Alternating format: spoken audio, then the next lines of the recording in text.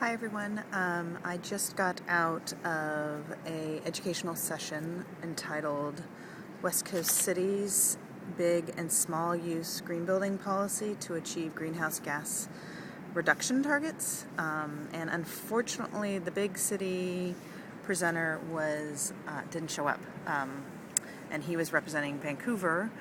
But the small city was City of Palo Alto, and the sustainability planner there was named Kristen Pernia, and she was a fabulous presenter.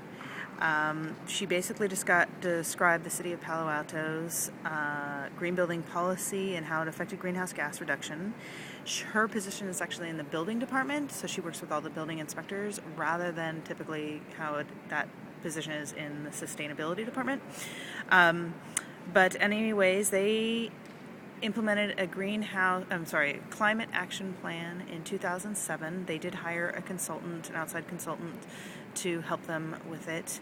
It took about a year, but they are now on target. In fact, they've exceeded their 2010 goal, which I'll get to in just a second, but they used 2005 data as their baseline numbers because that's where they had the most robust data. So that's what any 5% reduction starts there. So it's 5% below the 2005 data.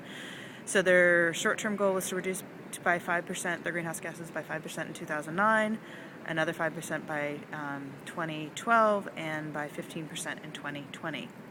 They are now at 12% below 2005 levels, and it's not even the end of 2010. They have a very robust program that includes LEED for the non-residential side, LEED Silver, and then their local residential Build It Green program on the residential side.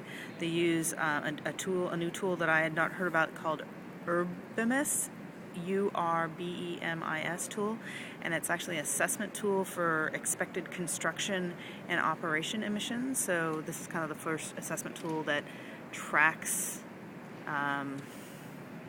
emissions, which is very cool and she said very helpful.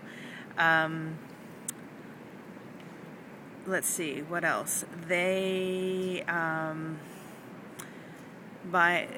What struck me that's different about their program was not only do they have these kind of targets of what buildings have to be built to, but they after they're built, they can do energy audits in buildings that are over 10,000 square feet, and water audits that are over an acre, so anytime.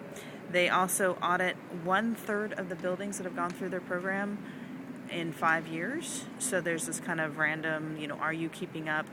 Did you install like dual flush water conservation toilets and then didn't like them and installed water hogs? So there's like this check on the program. So that was interesting.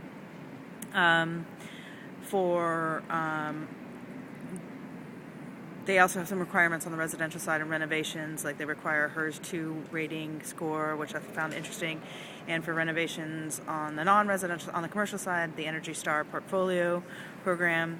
They also have a demolition part of their program, meaning that all buildings, whether they're being demolished or deconstructed or whatever, anything that is salvageable must be salvageable and put aside and either donated or reused in another program or whatever. So that was pretty cool. They are required to report on their climate action plan every Earth Day, every April. They use Access database to keep track of everything, and it's really detailed in the number of fields. But they've also partnered, or they're also using this database called HARA, HARA, which is a new software for cities. In fact, they were the first city to sign up on it. And HARA has since partnered with ICLEI, which it's a long acronym and I sometimes forget what it means, but for those of you who don't know, the U.S. Green Building Council National has partnered with ICLEI to develop their STAR Community Index, which helps cities go green. So this is all really cool, and now HARA is that software that keeps track of stuff. Let's see, what else?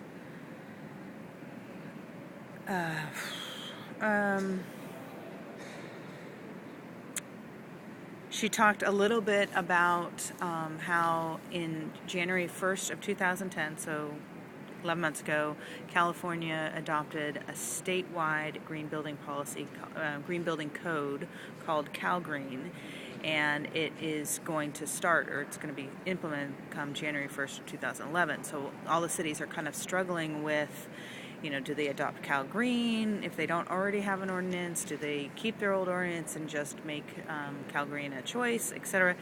And my main take home from what she was saying is that what cities are struggling with is their capacity to enforce.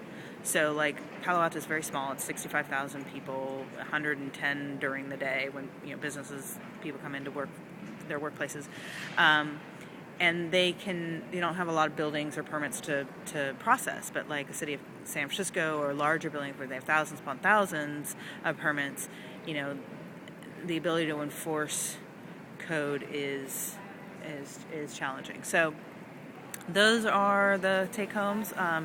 Basically, City of Palo Alto is rocking and is a leader in reducing greenhouse gases and using. They're actually trying to get away from policy and regulations and just to use pricing as the disincentives because there's too many codes on the books and they don't like that. It's inefficient.